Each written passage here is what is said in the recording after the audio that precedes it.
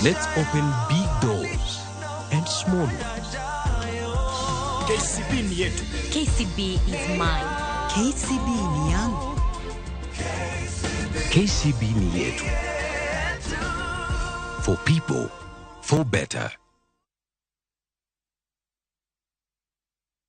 When your kids learn to be independent, you're giving them a great start.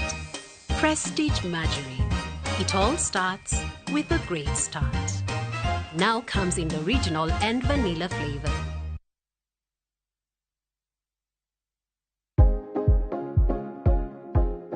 Yuoye wich mang'ich mos ka itang' ni mar yie wich makamago gin mayom yom kendo nyalo chote yo mayot.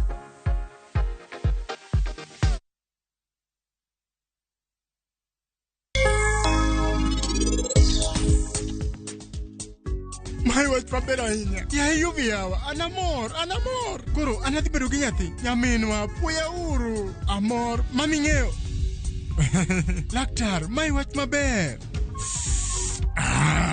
Sarab, Mr. J, kara enangu mutimo kanyo ekwe Sarab mondo tikende. Yakwara, in kikideo kata matin.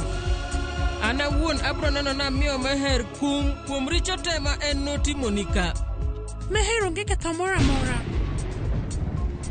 Yud ber duto ma pien dendi dwaro ka itiyo gi mo mar del mar Sawa Milking Jelly. Ma en mo ma inyalo geno kuome. Ober ne yiero mari, yud mari kawuono e duka man machiegni kodi.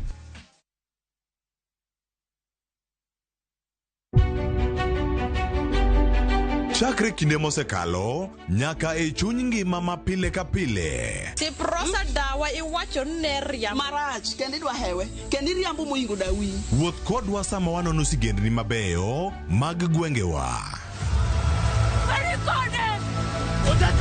Ng'e ber kod rach, mor kod kuyo ma ng'ato nyalo yudo e wuodh ngima. Asai mama. Nasi kwiri ni okan mama ukiche kilunga gi nyingno ero. Mama nisi. Riuri kodwa mondo wane sinema mabeyo ahinya ma uwinjore wawinj kendo wamorgo. Kendi ng'eno wono sipi mabeyo lakini nitie kuma kete mami. Winam Cinema. Jumapil, saa 2:15 otieno kod saa 4 otieno. Kik bai.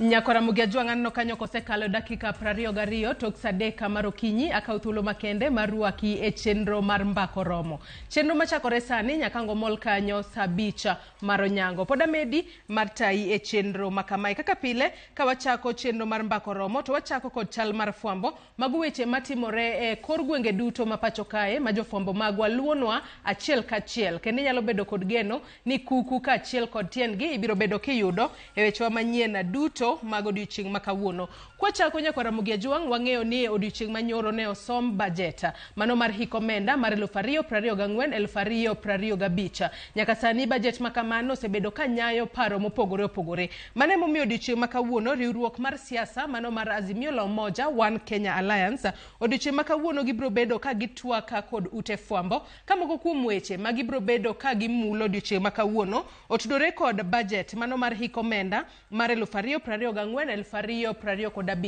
Budget manyaka sani wang'eyo ni en trilion 3.992. Budget maduong' mogika mosesoma e pacho kae. Wach machielo mabende gibro bedo ka gitwake otudore kod paro mar chik omenda mar higa mar 2024 kata finance bill mar higa mar 2025 24 ma jood bura biro bedo ka twak e wiye kaluwore ni finance bill makamano kata paro mar chik mar omenda oting'o moko kuom riekni ma sirikal chano tiyo godo e neno ni gichopo dwaro kata gichoko omenda duto madwarore mar pongo budget mar trilion 3.9 manosom odiochieng' manyoro e od bura mamalo kod jatend migawo mar omenda. Mano romo makamano mar Azimio biro bedo ka timore kar saa 4:30 mano mar okinyi makawuono. Jofwambo magwa biro bedo ka chopo kuro achiel kachiel kendo wabiro bedo kwa menyo ni twak makamano. Kopogore kod mano odiochieng' makawuono bende jatenda duond bura mar NARC Kenya mano Martha Karua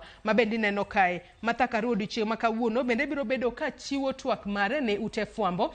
Twak makamano chano mar bedo kar saa 6 mano mar odiochieng' makawuono. Jofwambo magwa biro bedo ka chopo kuro. Twak makamano biro bedo ka timore e apise mag NARC Kenya mayudore Woodlands mana paya ma Woodlands mano buore Nairobi kae kar saa 6 mar odiochieng'. Wabo bedo kwa chopo kuro achiel kachiel mar mondo mi wamenyni ni to enang'o ma jatenda duond bura mar NARC Kenya Martha Karua biro bedo ka twake odiochieng' makawuono. Kopogore kod mano wach machielo ma waluonu en kotudore koda yawo ayanga mano od thieth mar mama Margaret Kenyatta Hospital mibo bed ka iyawo ayanga kod governor e county ma Nairobi kae mano Johnson Sakaja. Parni od thieth mano mar mama Margaret Uhuru Hospital en od thieth manitiere kod otendni kata otanda mago maderom 548 ma en od thieth maduong' ahinya e pacho kae. To odiochieng' makawuono ibro bed kigole e lwet sirikal mamalo ka ikete e lwet tend county ma Nairobi. Mane momiyo odiochieng' makawuono governor e county ma Nairobi mano Johnson Sakaja biro bedo ka yawo ayanga od thieth maduong' mogik e county ma Nairobi kae. Ka jogo modak e gweng'go mag Korogocho ka achiel kod aluora mage gine moko kuom jogo mabiro bedo ka winjo ber ahinya ka gidhi od thieth mano mar mama Margaret Mama Margaret Uhuru Hospital ma ibo bed ka iyawo ayanga odiochieng' makawuono. Chenro mag thieth obiro machiegni kodgi matende ni ka gituo to ginyalo yudo services mag thieth mapiyo piyo. Chenro makamano biro bedo ka chakore kar saa 4 mar okinyi makawuono. Jofwambo magwa biro bedo ka chopo kuro. Bang' mano governor e county ma Nairobi bende biro bedo ka loso e wi weche mopogore opogore mamulo ngima jodak e county ma Nairobi kae. Kopogore kod mano wach machielo mabende waluonu mineno kae ma en jalup jatend piny Kenya Rigathi Gachagua. Odiochieng' makawuono jotelo mopogore opogore mano moriwo jalup jatend piny Kenya Rigathi Gachagua, governor e county ma Nairobi kae Johnson Sakaja, wantiere kanyo koda jaod bura e county ma Nairobi kata woman rep e county ma Nairobi Esther Passaris, wantiere kanyo koda Beatrice Elachi ma en jaod bura mano Dagoretti North. Wantiere kod jotelo mopogore opogore gibiro bedo ka giyango kilese manyien ma oger e gwengego kata moger e skul primary mano ma highway Manyata primary mayudore Ruai Ward mane kar chung'od bura ma Kasarani buore Nairobi kae. Chenro makamano biro bedo ka chakore saa 7 mar odiochieng' kami biro bed ka iyango kilese manyien ma oseger ne jopuonjre ma somo e kar chung'od bura ma Kasarani buore Nairobi kaka kilese makamago ogera kitiyo kod omenda mano mawuok e aguch omenda mar NGCDF. Mwang'eyo ni kinde mang'eny en aguch omenda monego bed ni chwalo dongruok ahinya to e kor gwenge mopogore opogore e pacho kae. Kopogore kod mano wach machielo mabende waluonu odiochieng' makawuono nyakwara Mugi Ajwang' mano tudore kod romo ma jatend jotije kata head of public service Felix Koskei biro bedo godo odiochieng' makawuono. Mineno kae ma en jatend jotije piny owacho ma Felix Koskei. Odiochieng' makawuono biro bedo ka oromo koda committees mochung'ne wechego mag omenda e migepe mopogore opogore mag sirikal kata finance management standing committees of state departments. Romo makamano e chakore saa 3 mar okinyi e kar romo mano mar Bomas of Kenya buore Nairobi kae. Jofwambo magwa biro bedo ka chopo kuro mar mondo mi walerni ni to enang'o ma jatend jotije piny owacho chano wacho koda committees ma ochung'ne weche mag omenda e migepe kata kembe mopogore opogore mag sirikal.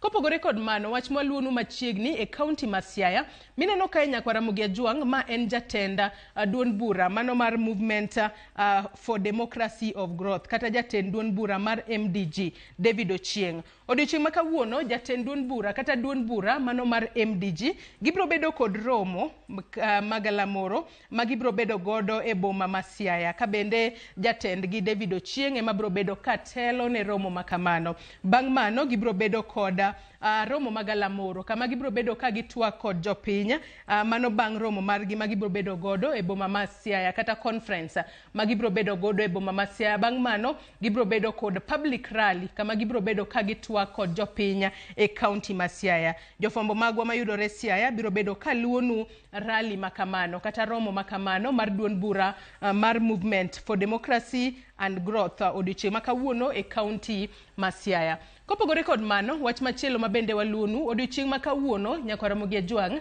tarik 14 dwe mar 6 mano higa ka higa en odiochieng' mabende idhialo jogo makinde mang'eny chiwore kata wuok oko mar mondo mi gigol remo. Gino ma iluongo kanyo kod dho ngere ne blood donors. Omiyo odiochieng' makawuono en World Blood Donor Day. Ka bende chenro makamani ibro bed ka ibago e od thieth mano mar Homa Bay County Referral Hospital.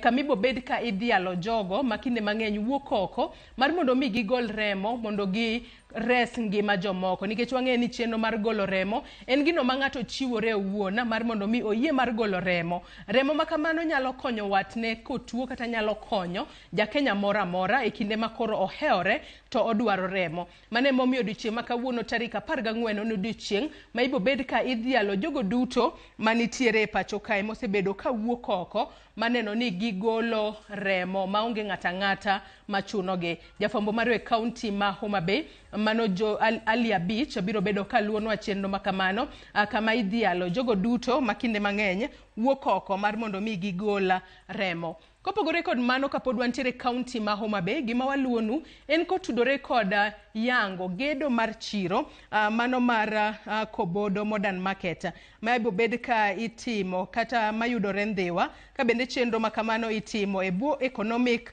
stimulus program. Chiro makamano mano mar Kobodo Modern Market yango gedo mar odiochieng' makawuono kendo Alia Beach biro bedo kaluonwa kaka chenro makamano biro bedo katimore achiel kachiel odiochieng' makawuono. Kowuok e county ma Homa Bay Nyakaramogi Ajwang' odiochieng' makawuono bende tarik 14 mano dwe mar 6 higa ka higa bende ne odiochieng' ma piny ngima yango kata dhialo nyathi Afrika. Gino miluongo kanyo kod dho ngere ni Day of the African Child. Ka odiochieng' makawuono nyasi makamago biro bedo katimore mano e gwengego mag Osiri mayudore e sub county ma Nyatike e county ma Migori. To ken mane county ma Migori kende e boma ma Nairobi kae bende nitiere romo moro ma bende biro bed ka ibago mar yango kata dhialo nyathi Afrika. Nyaka sani koro nitiere achiedh nade mopogore opogore ma nyithindo modak e Afrika kale. Mane momiyo odiochieng' maket kod mayo ket tenge mar neno ni odhial nyathi Afrika. Ong'i moko kuom achiedh nade kata wanyalo wacho ni moko kuom gigo mahinyo nyithi Afrika minyalo kony gi godo e yo makare mar mondo mi ngima nyithindo duto manitiere Afrika obed e yo makare. Kopogore kod mano Nyakaramogi Ajwang' adwani watiek kod county ma Mombasa. E county ma Mombasa odiochieng' makawuono nitiere romo makende mano mar kembe mag yedhe kata mano miluongo kanyo ni Pharmaceutical Society of Kenya. Odiochieng' makawuono gibiro bedo ka gitwak kod ute fwambo mane magawa moro mayudore e county ma Mombasa. Jafwambo mar e county ma Mombasa Joja Oko biro bedo kaluonwa romo makamano achiel kachiel. Nyakaramogi Ajwang' gikanye mwachopo gode giko mar chal mar fwambo kinyi makawuono. Kata kamano kaka pile jofwambo magwa obeda kicha maneno ni wach kotuch twakelo ni godo achiel kachiel maonge leo. Yiena mar mondo mi akaw yuyo madundo gi sani bang' yueyo taduogo kod twak e chenro mar mbako romo kama bedo katwak kod rowere kikidhi mabor.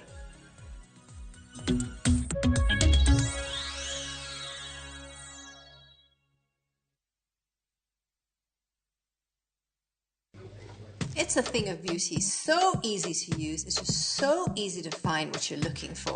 You know what? I just love the download option. I always have something for my private jet. Is the quality good though? What about network issues? You just have to change the data settings and presto. How much is it again? Just 300 bob a month. Just 3 bubbles of champagne. That's more like 1 bubble. Shika the new Showmax app today for all your favorite local, international, and kids' hit shows and movies from just 300 shillings a month. Shika Showmax, streaming for Africa. Isn't it just air in there? There's really no champagne in the bubble. Girl, you know what we mean. Wakelo ni mo mar del mar Sawa Milking Jelly mowuok Pwani Oil Products. Mo mar pien del mar Sawa Milking Jelly en mo maonge gima omedie kendo ober ahinya e rito pien del. En mo maleny ne ok yot, orito pien del kendo entie yokebe molos maber mamiyi tich mayot seche ma igwele ka idwa tiyo kode. Yud ber duto ma pien dendi dwaro ka itiyo gi mo mar del mar Sawa Milking Jelly. Ma en mo ma inyalo geno kuome. Ober ne yiero mari, yud mari kawuono e duka man machiegni kodi. Escape to the beach and enjoy amazing discounts at the luxurious Ocean Beach Resort and Spa Malindi, courtesy of View Travel. Book with View Travel and enjoy 3 days at Ocean Beach Resort and Spa for only 43,000 Kenya shillings when you take the scenic SGR route or opt for the flight option for only 52,000 Kenya shillings. Whichever you choose, prepare to be pampered. Visit viewtravel.com or call 0703-254-254 to book your dream beach vacation at Ocean Beach Resort now. View Travel. Dream, explore, discover.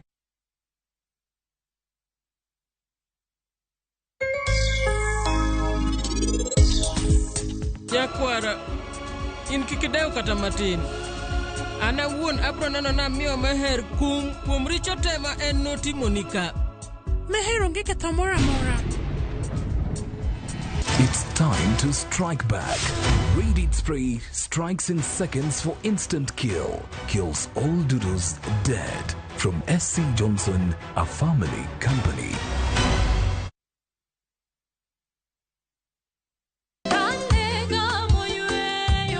Fweny ngima maber e wach Nyasaye kanyakla gi wende majiwo chuny ahinya. E Injili ngima. Chieng' Ngeso ka Ngeso, kochakore saa 2 okinyi e Ramogi TV, wamiyi sabato maler kendo mamalo moloyo. Kod wende mamoro chuny moa kuom jothum mihero, kendo gi jokwath mapacho ka. Nyasaye wuoyo kodi kendo wuoyo koda ni kik iluor gimoro nikech an kodi. Sabato tutapumzika milele yote. E Injili ngima. Ngeso ka Ngeso, chakre saa 2 okinyi e Ramogi TV.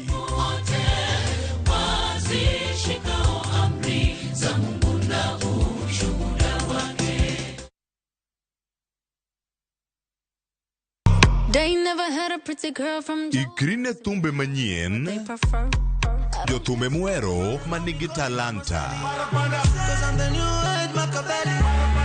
Winj thumbe gi timakre gi herano mar thum. Pado manyien e kama kinde mabiro mar thum chakore. Kik ngolo mora mora ma ogo mamit bai.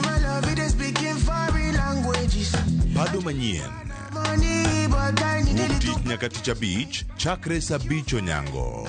Mana e Ramogi TV.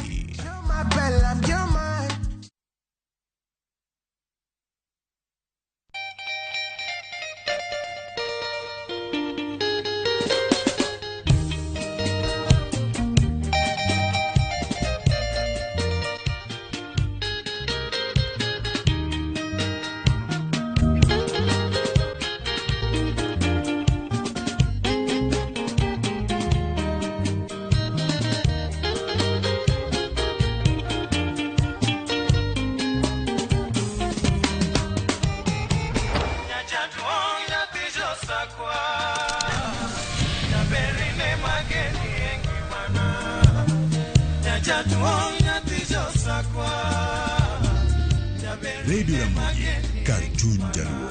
Radio Ramogi.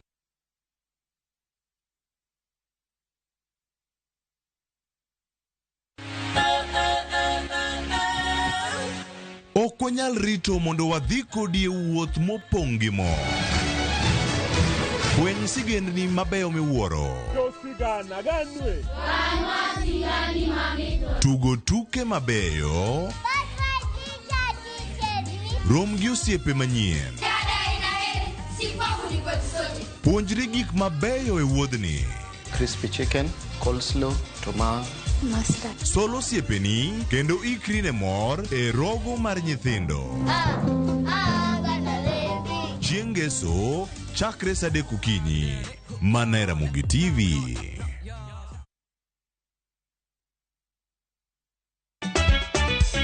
Ikri ne nyiero ma ok rum. Riwri kodwa e tugo man gi mor gi nyiero mochwere. Ang'o momiyo itimori ka jo Homa Bay? Onge wach moro minyalo mede. Tich Abich ka Tich Abich ne chenro mar Nyarko Chia. Adwa ni rudho sufria ni ma ler piat kang'era kama taneno sucha. Kendo we kinde mag moro bedie. Damo biro ka gi ich madhiro sati ni Wada jok sahina go jok moa dala ok nyager. Nyiero e yath maber moloyo. No, onge kaka nyalo wayna donje wach makia. Bendi gina nyago nduru ka. Achakni. Nyarko Chia. Tich Abich ka Tich Abich, saa 1:45 otieno. Kik bai.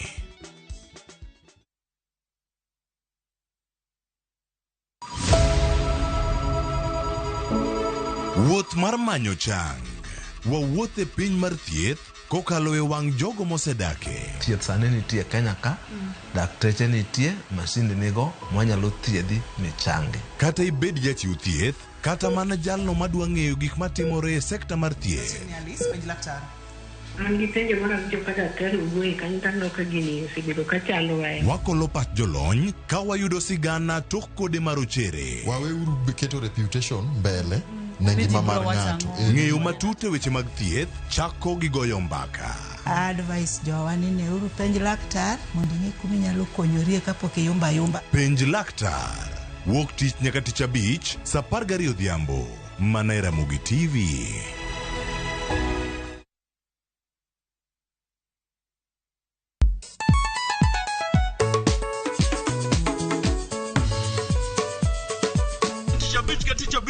Kochakore saa 4 wakelo ni ngoma mobedo pay design makare.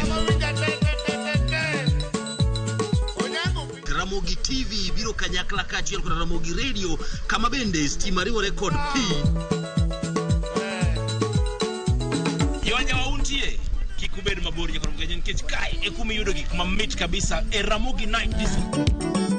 Ukange gimoro tawinjo. Romani ninja the entertainer wajon maintain your position.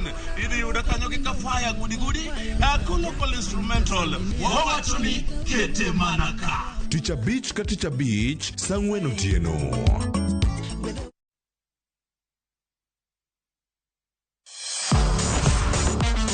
Ne thuolo mar yudo weche tuke duto nyaka mopondo. Mbaka makende mag jotugo kendo mag jomolony weche tuke. Can you believe it?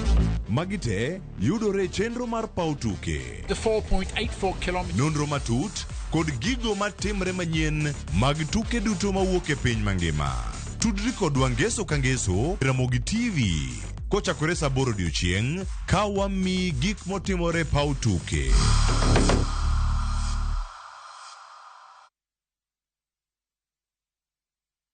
Nyakwa Ramogi, Kenya Eratiel. Raila has a space to say what gima Jakom dwa wacho. The opposition nothing nyake Supreme Court ngewe abatieki. Oliet Nyakwa Ramogi. Bech ba foto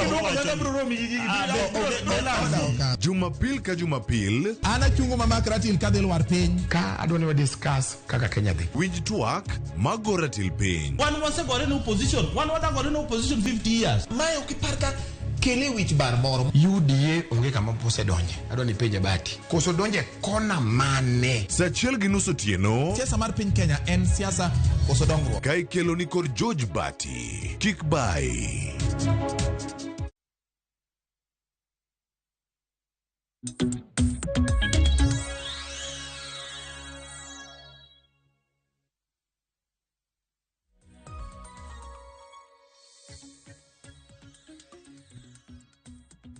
Nyakaramogi Ajwang' anyisi ni bang' chal mar fwambo abobedo kabedo pinyo kod rowere mar mondo mi wago mbaka. Odiochieng' ma kawuono mbaka mwadwa goyo Nyakaramogi Ajwang' otudore koda dhialo wuone. Wang'eni chieng' Jumapil tarik 16 dwe mar 6 mano higani piny ngima biro bedo ka yango odiochieng' kata hingo odiochieng' dhialo wuone. Gino mong'ere kanyo kod dho ngere ni Father's Day. Mane momiyo kinyi ma kawuono e twak mar cheno mar mbaka romo adwa goyo mbaka kod rowere mantiere godo antiere kae kod rowere 6. Wadwa goyo mbaka mar mondo mi wapenjane ni joma wuone kata ng'ano machalo kaka wuoro mantiere e ngima joma opogore opogore ting' mane ma gintiere godo to nyalo bedo ni kit osiep mane ma ng'ama wuoro nego bed ni loso kod nyathine kata nyithinde mar mondo mi joma wuoro bende owinjane ni idhialo gi e yo machalo nade ahinya to e kindegi kata odiochieng' mibobed ka idhialo joma wuoro kata ng'ama wuona chieng' tarik 16 dwe mar 6 mano ma higani. Mbaka makama Nyakaramogi Ajwang' kaka pile in bende wachuolo ni godo mar mondo mi nyiswa ni jalno ma ikawo kaka wuon mari ere kaka inyalo dhiale to kit mbaka mane minyalo goyo kode to kit mbaka mane ma ok inyal goyo kode to joma wuoro mantiere oko kanyo in kaka ng'ama wuoro ere kaka onego bed ni loso kod nyathini mar mondo mi ulos osiep makare mar mondo mi seche moko ka nyathini tiere kod achiedh nade moramora to bed moluora kalore ni kinde mang'eny wang'eni e familia mathoth joma wuori wachoga ni gin jogo ma ochung' ne familia kata kod dho ngere ni gin the head of the family. Nitiere joma wuoro moko ma wachore ni ger kapino ma kata nyithindo konene ot kacha to nyalo wuok ringo dhi pondo ok nyal bedo kod gi piny mar mondo mi gigo mbaka. Ang'o minyalo timo mar mondo mi ilok kit dak makamano mar mondo mi joma wuoro bende okela ne nyithindgi machiegni gigo mbaka kaka joka ng'at achiel mar mondo mi kinde midhielo joma wuone pacho kae to nyathi nyalo kata biro to mi mich moro to ng'isi ni in wuonwa isebedo kitayo yo makare isetimo na gima ber we kawuono adhiali odiochieng' ma idhialo joma wuoro mana kaka senyisi Nyakaramogi Ajwang' antiere kae kod rowere 6 e studio marwa yawuot luo 3 kachiel kod nyi onagi 3 wadogo kod gi mbaka mong'ith mar mondo mi gimbe ging'iswa ni to en relationship mane magisebedo godo kod wuonegi kuonde mopogore opogore magidake. Achak kodi Matilda machiegni twak mar okinyi makawuono inyalo chako gi pakrinwa inyiswa nyingi inyiswa ni nyakanye tistima ang'o e boma ma Nairobi kae machiegni. Hero kamano Joyce. Ana nyinga Matilda Atieno Lo anyar seme kobita e boma ma Nairobi kae gisani to koro antiere internship e Royal Media kae. Yeah, yes. Kamano. Tisomo mbalariany mane? Asomo Egerton University. Machiegni twako kinyi makawuono. Ero kamano. Nyakaramogi Ajwang' mana kaka iseneno antiere kae kod nyaseme Matilda. Wendo machielo antiere kae kod David machiegni imena mi thuolo. Ero kamano Joyce. Ginyinga iluonga ni David Onyango. Ema wuok Migori Ajarongo Kamagambo. Gi Nairobi kae to an japuonjre Multimedia University. Yeah. Machiegni ahinya twak okinyi makawuono David Jamigori. Sizel machiegni twak. Erokamano Joyce. Kuom dhialo wa kawuono wan be ni mondo wabed gi mbaka mamit makawuono ni. An iluonga ni Sizel Ouma. Japuonjra Multimedia University but koro atieko. Yes, amor wuoyo kodu kawuono kendo. Machiegni ahinya twak mar okinyi makawuono Sizel. Brian in be nakawo thuolo magene mar rwaki e chenro kata twak mar okinyi makawuono inyalo mana kawo thuolo mar mondo mi imbi pakre. Erokamano ahinya Joyce. Nyinga Brian Nyelema an japuonjre machon mbalariany ma Moi kuma natime fwambo. Gisani an Nairobi kaendi an jasembo tadak Ndhiwa an okeo Karungu. Koro erokamano ahinya kuom luongo wa kae mar mondo miwa thuolo mar dhialo joma wuone kata jogo mosechung' kar joma wuone father figures. Erokamano. Machiegni ahinya twak mar okinyi makawuono Irene machiegni. Erokamano. An nyinga Irene Omondi anya yenga asomo Technical University of Kenya lakini sani ante attachment KLB. Machiegni ahinya twak. Ian papen mari. Erokamano Joyce kinyi makawuono e twak masani ni an iluonga ni Ian Derrick Odhiambo onyuola Kisumu Maimbo Kisumu West kama ong'ere kaka Sinyolo to Nairobi ka asomo fuambo to sani an jafuambo maraga kata intern. Thank you.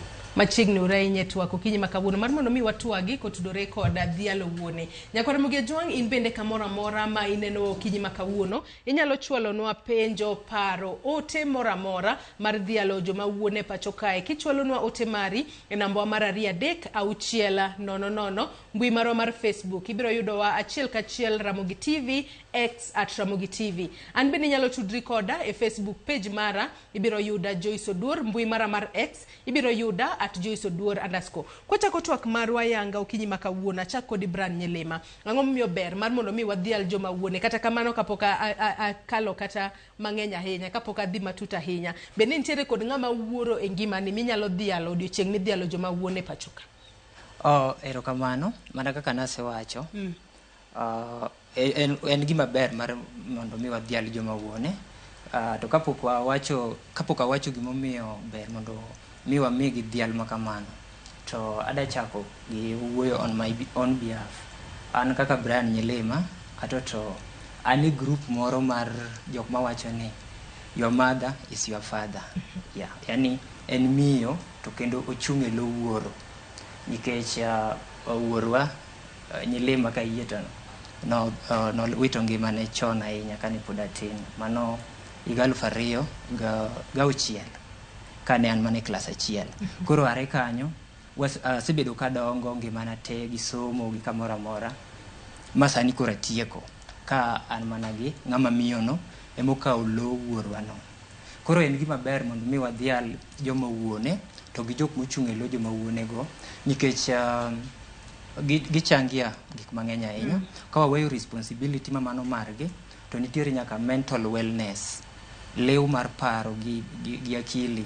En gima ber ke inyalo bedo gi wuonu minyalo bedo godo piny, kendo yudo ka in kode free kuwuoyo kinyalo share kode gimoro amora mathago ngimani. Koro en gima ber mondo mi wamigi flowers. Ato iwacho ni en gino ma nokotimore yo makare kata kuom awe marach wuonu manonyuoli nowito ngimane, agoyo mos ahinya. Kata kamano bende nitiere ng'at manochung' e ngimani kaka ng'ama wuoro minyalo wuok oko ma kinde makoro ji dhialo wuonegi tinyalo wacho ni ng'ane kata obed nerwa ma ng'ane nochung'a e lo babawa mochopo kuma omiya chopo kuma chope gi sani.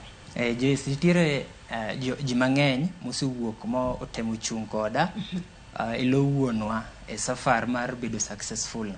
To ng'ama ose stand out manyalo luongo nyinge en owadwa maduong', iluonge ni Ken ang'eno onena sani. Owadwa maduong' nowuok oko mar kawo kar wuonwa kendo nodhi away much noji nyima sana mondo chung' e lo wuonwa mondo ne ni wajomo dong' nikech bende ne wang'eny mondo wadhi maber, joma ni nyalo somo.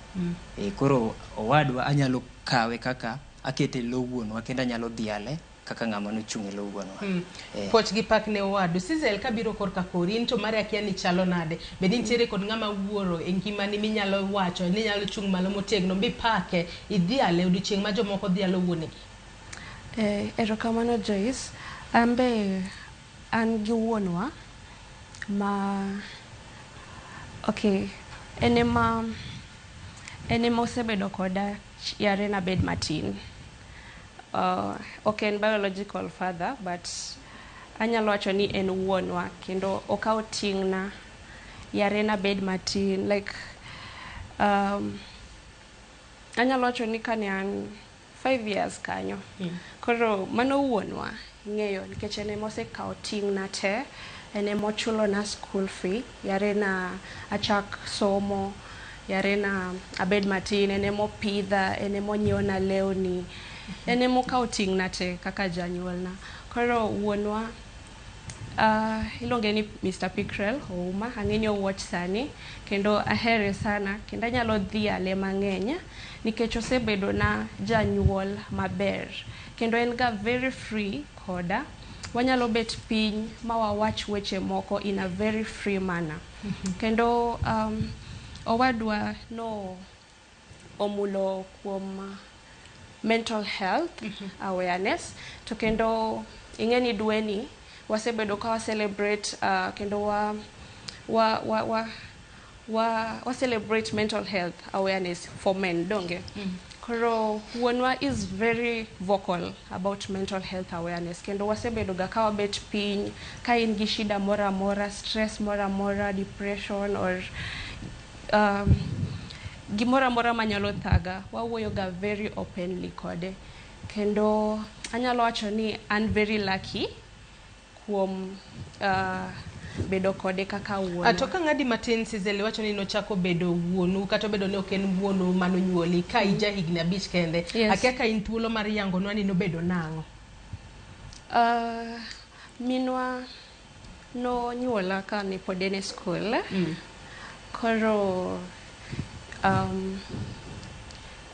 kane giromo gi wuonwa, that's when he took kane giromo gi wuonwa to nokawo mana ting'na no kaka nyathine. To magi are some of the things matimore oko kae. Inyalo yudo ka kata an e mbalariany ni ayudo nyathi kibahati mbaya, and ki iromo gi osiepni moro to kawo ting' mar nyathini. Koro mane kaka notimore between my dad to my mom. Yeah. Mateni ni noruaki gi chunyete kata bedo ni oken wuonu ma onyuoli. Exactly. Sigana maber ahinya bende bedo ka inyiso ni ere kaka nuloso osiep kode mochopo kuma koro inyalo dhiale, unyalo wacho gimoro amora, minyalo wacho maonge luoro moro amora. Irene en korka kori kinyalo mana nyiso ni in bende nitere kod ng'ama wuoro minyalo dhialo e kinde midhialo wuone. An godo babwa Jaduong' Patrick Omondi. Osebedo ene babwa to adhiale nikech osebedo kodwa okonyowa chulo fee. Wan nyithindo 10 lakini kwa nyithindo 10 go wasomo wate, onge ng'at mane o drop eti fee ang'o. Osebedo kodwa, en supportive, wanyalo nyise gimoro amora. Koro ene madhiale kawuono. Abeni bedo kinyiso ni kalore ne nyithindo 10. Mago nyithindo mang'eny ahinya to ang'e ni joma wuone kinde mang'eny nyalo bedo ni wiye nyalo wil gi nyathi moro ni okia kata nyinge kosere kaka un kaka okaute maromre koso ng'eyo kila ng'ato gi nyinge to ere kaka uloso osiep kode mar mondo mi bedo kinyiso ni un nyithindo adi, joma nyiri, joma yawuoyi, un nyithindo adi to ere kaka uloso osiep kode maromre uduto ma unyalo bedo piny ugo mbaka kaka joka ng'at achiel maonge luoro moro amora. Korka kori Matilda, nyaka sani in bende intere kod ng'ama wuoro e ngimani, tidhiale yo machalo nade kawuono? Erokamano Joyce. Anto to anyalo wacho ni I'm very blessed. An baba wa monyuola pod ngima kendo osebedo ka okonya sana kendo ng'iyo e kindwa kode, the relationship en very strong kendo ber sana. En free koda, onyalo nyisa gimoro amora, onyalo share koda anything mondo manyalo miyo mondo abed gi ngima maber, yani kik gimoro amora timre na marach, ok oluor, onyisa gimoro amora. Approach ne ber, osebedo supportive sana, to adhiale kabisa odiochieng' ma ka wadhi donjo odiochieng' Father's Day. Akwayo mondo Nyasaye omed ngima kabisa nikech osebedo so supportive koda, ohera, waherore. There's a lot manyalo wacho about him. Kumora amora ma intiere konena baba wa en Elisha Olowa Kwaya. Erokamano ahinya dad, adhiale odiochieng' ma kawuono. Iwacho makare ahinya. Ian, in korka kori akia ni mari chalo nade, bende intiere koda ng'ama wuoro minyalo dhialo, bedo wuonu monyuoli kata ng'at mano kawo ting'a maneno ni chopo kumichope nyaka sani? Erokamano. Ambede an gi wuonwa iluonge ni George Thure. To bende an gi wuorewa mamoko, the brothers, my uncles, mo osebedo ka supporta. E higa mar 2017 minwa nowito ngimane, to bang' mano to babawa nobedo supportive nikech wan close. Nitie gimoro miluongo ni modern fatherhood, moro ma iwuoyo kode almost everything, ineno. O support intellectually, o support emotionally, o support gik mang'eny. Koro ing'e ni an close, kan gi problem ashare kode, washare a lot, kendo all my uncles be osebedo ka supporter to odiochieng' ma Jumapil, being Father's Day, I really appreciate their support. Nikech anya paro kata e somba kane ane high school ing'en tiega jok moro during visiting iyudo ka ji dwa mana ni joma mine emo obi neni nikech wuonewa kabiro to ineno mani en oting'o mana gaset. Onya biro kata kofuayo lwete koonge gimoro amora moting'o. Exactly. Koro osebedo supportive, like I share a lot kode. Kendo I'm blessed bedo kode.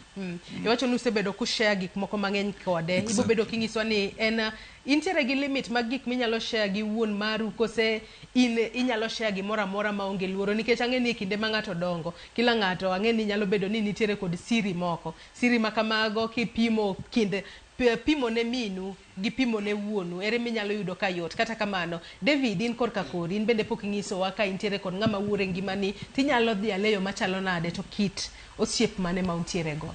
Okay, erokamano Joyce. Pod an gi baba. Baba na iluongo ni Andrew Winomiti. Baba nano awach ni en role model mara. Osataya kendo are tina nyaka sani kaluwore gi osiep mwaloso kode. En ng'at moro ma awach ni okoero mila to but mila mokoero no emomiyo an kaka an kich doero tugo apande kora samesa up to ngine ng'ama janyu ng'ama wuoro ko en ng'at moro ma okoe ma awach ni straightforward koneno kidwa bam to riei ikoni yeni loth irie kapod numu kiwe motuo orieo kiyot. Koro baba nano agonero kamano kuom chung' mosechung' koda Hari somba mana kaka yano sawa acha nyalo paro kena donjo form 1 mano kene visiting ogik nobiro gi pi gi chupa to king'iyo bathi kama kit gweno matore kama dugi kino mana wi but no chopo to kuro chopo mare no nonyisa ni wuoda nono to biro mabiro ni unyiso gimoro na kaw mano important. Koro baba nano agonero kamano kenda dhiale sana. Yeah. Ato iwacho ni baba wen ng'ama wanyalo wacho ni iwacho katiyo mana gi dhok mitiyo godo David kapod antiere kuom iwacho ni en ng'ama okoero mila kata gik moko ma wanyalo wacho ni gige ma nyalo kelo ni seche moko ok dhi yo makare. Kata kamano ere kaka ni loso siep gi wuoro mari to gin gik mage manyaka sani kumise chope manyaka in japuonjre mbalariany gin kit mbaka mage minyalo goyo kod wuon mari to gin mage mok inyal ngiso wuon mari kwatiyo kod ranyisi bede sani intiere thuolo mar dhi ngiso baba uni seche moko iseyudo nyadendi moro untiere gode osiep mbalariany kumusome. Atete gimano kaka ranyisi. Okay, but mila awacho ni okwelo mila nango timbe makungielo ngielo. Yani kidwa bam kanyo tukethorwe. Lakini en friendly unyalo kuwacho kode gimoro amora gima kikobed gik moko mag pimo paro kata paro moko mag yombni lakini ken gimoro ma straightforward to dhi bet kodi.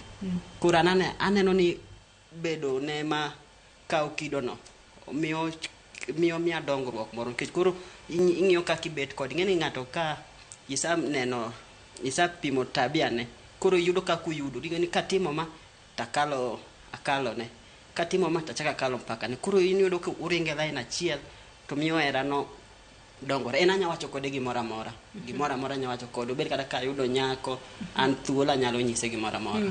Yeah. Aneno ka Matilda Bonjo nataka wach moro be iloti yar kata kamano wacha kade gi Matilda kai. Matilda mbindi wacho ni in kaluore kod osiep misebedo godo machiegni kod baba nikech kinde mang'eny ji jabedo kod paro moro ni nyithindo manyiri kinde mang'eny giyiengore ahinya korka baba gi moloyo korka mama gi. Inere kaka iseloso kit relationship kata osiep mintiere kod baba to ang'o minyalo ng'ise tang'o mok inyal nyise? Jace. Anto aparo ni anya share everything gi babawa lakini korka ni ayudo osiep moro e campus manto tek nikech ang'o? Ok apar ko nyalo goya nikech ama to konya timo but tek to tek ok ni an go kawacho ni an go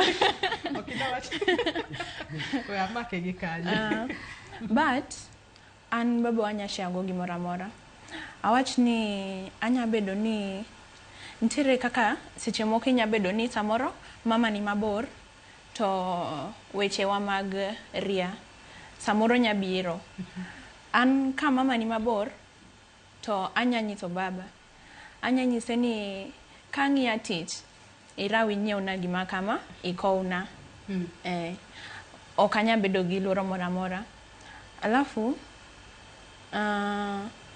but aparo ni korka osiep kanyo aparo ni baba ni free koda. There is a time manosega temo penja ni nyathina be ineno ng'ato kora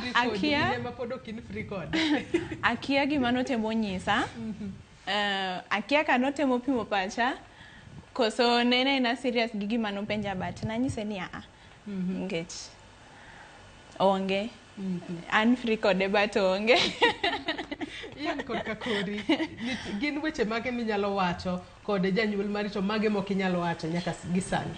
Aparo ni kaka nyawadwa nowacho ing'e ni seche ma janyuol ni kata babau in kode in good relation iyudo ka udhi share ang'e ni share kode gik maricho tek lakini gik maricho gin gik mane mane penjo gik maricho gin gik mage mok inyalo wacho gi janyuol mawuoro nikech kinde mang'eny wangega ni iwacho ga ni familia moko wanyalo yudo iwacho ni ng'ama baba e disciplinarian kitimo gima rach to kinde mang'eny inyalo winjo kata ka mama unyisi rabo fulil babau gik maricho go gin mage minyalo wacho ni ok inyal pimo kode.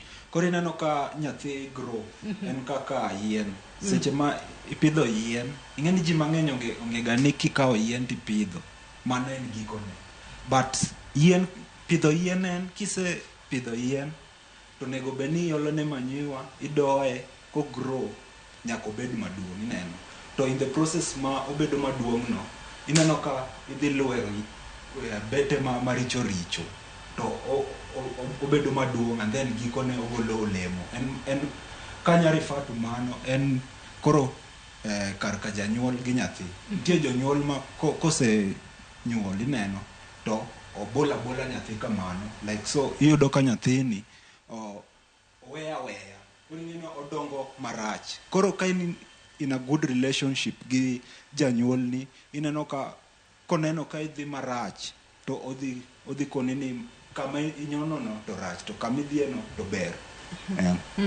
Anyili makorka kori wacho ni babau kinde mane dongo no wito ngimane kapod otin kata kamano nitiere jogo mane okaw ting' mar bedo kaka ng'ama wuoro e ngimani. Jok mane okaw ting' mar bedo kaka ng'ama wuoro e ngimani gin gik mage mane i-share kodgi to ere kaka nikawo okang' maneno ni ichopo kuma koro inyalo trust gi gimoro amora ma hinyi e ngimani.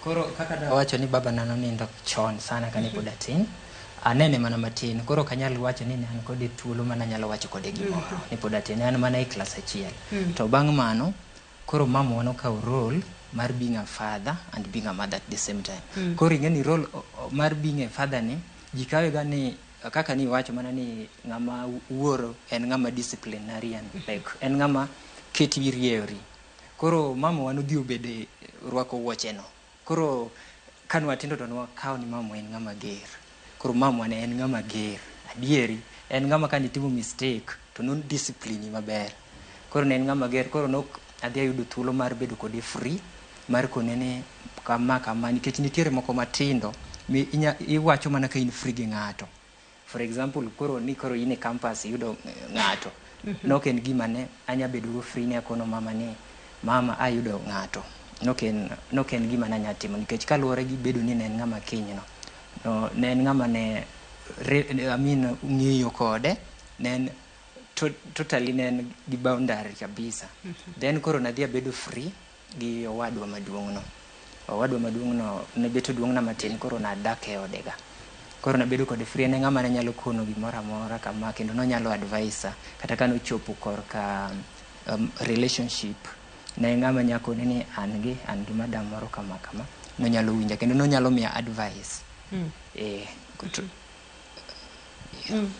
Iwacho kanyo makare ahinya kalore ni mama ukoro ne nyaka koro rwak wuoche ariyo kalore ni joma mine ma jomoko nyalo gacho ni an to we koro ang'is mama wa ma baba wa kanyal nyiso. Siselin korka kodi wanyalo wacho ni sigana mari beto pogore kod jowetewa ma wantiere godo kae kalore ni ng'ama iseng'eyo kaka wuon mari ngimani duto nyakumi chope sani en wuoro ma intiere godo wanyalo en wuonu kalore ni ene mosebedo ka okao ting mari duto kata kamano ere kaka ne I accepte kaka janyuol nitere kaka ne uloso siep makare maonge ng'ikruok moro amora kata maonge ni akweda moro amora ma seche moko nyalo chopo to ng'isi ni ni nok in mara in koro we kika tim ni ma to seche moko nyithindu moko to timo negi. Ing'eni Joyce ka inyathi matin kong'isi ni mae e wuonu ibro dongo king'eni mane wuonu but jonyuol na nobedo open koda kendo at that small age apani poda paroga gik mang'eny mane timore. Adonge family mar doho ne an gi minwa machielo nosenindo koro nokonyal yudo nyithindo, she had some complications.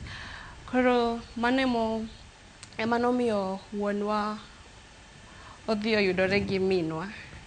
En sigana mamit ga, okahero ga nyiso ji mang'eny siganda, but kane giromo, koro both of them took me as their kid. Negi kawa kaka nyathigi kendo negi kwaka kendo gi keta butgi kabisa. Koro minwa machielo ni nilonge gani Nyamuindi kendo ji mang'eny ong'eya gani nyathi Muindi. She was Indian. Koro negi kwaka kendo gi kela butgi kendo negi mia hera mabup kabisa nikech that gap mar ni nok ginyal yudo nyathi for a long time, for the longest time. Koro gihera sana kendo wuonwa nomiya hera mang'eny ma inyalo yudo ga ka seche moko ka mama wa monyuola dwaro gimoro kuom wuonwa obiro kuoma ong'isa ni dhi ng'is baba kama. Koro you can imagine hera manomiya no kendo ji mang'eny ok ong'eyo ga stocha but mano en mana nikech hera ne kendo nikech norwaka moting'o ting'na kaka nyathine monyuolo. I'm very privileged sana kuom bedo kode kaka wuono, one very open kode. Kendo kuom discipline ben a disciplinarian ma kitimo makosa to ok ohero mila en be but oherowa kaka nyithinde mang'eny sana. Iwacho kanyo makare ahinya. Irene korka kori bende nyalo ng'isowa ni in kaka iwacho ni untiere joma ng'eny ahinya familia maru familia maru ntiere nyithinda par matene ng'eny ahinya kata kamano bende nyalo ng'isowa ni inyalo kata paro kata inyalo gonwa sigana ni kaka baba u be nitiere moment achiel museshare kode gino manotimoni e ngimani maber minyalo paro kata obedo ni un nyithindo mang'eny minyalo yange godo kata dhiale godo dichieng' ma kawuono. Anyalo paro ndalo mana nitie high school nidwaro janyuol but mamwa ne nitie mabor koro nyaka ne babu ema obiro kata ka nokobiro koting'o gimoro lakini nobiro ne ilikuwa academic day so alikuja alikuwa supportive gima nidwaro nonyiewo mano kende gimi nyalo paro godo maber kata kamano kapod antiere kuomi iwuoyo matin kata kamano nyaka kora gol wache dhogi makare kata kamano e kinde ma untiere familia kache wacho ni un nyithinda par bende un nyithindo mathoth ahinya bende baba u okau duto kaka ute kaka joka ng'ata achiel maonge favorism nikech yudo ni kinde mang'eny e familia nitiere nyithindo moko manyalo wacho ni anto baba ok ohera anto baba ohera bende weche makamago biro ga kose nitiere kaka oriwo ute ma ok unyal feel ni ohero ng'ane moloyo ng'ane. Actually wan ji 11 lakini e ngimana duto te kaka asedongo kod babwa poko onge time moro ma ng'ato se feel like babu ohero ng'ani molo ng'ani. En kodwa thuolo kata ko onyiewo gimoro, nitie brother na mana ma luwa ane chogo, koro konyiewna gimoro tinyiewna wate mondo kik ng'ato feel ni babu eri molo ng'ani. Koro onge ndalo moko ma babu timo ni eti okelo ne ng'ani gini to we ne ng'ani. Koro kuom owetega te wan gi owete abich, jowuoyi abich, gimbe anyalo wacho ni gimbe gin kaka wuonwa nikech in a way nitie ka gisekonya e ngimana. Koro gimbe kawuono anyalo dhialo gi kaka wuonwa.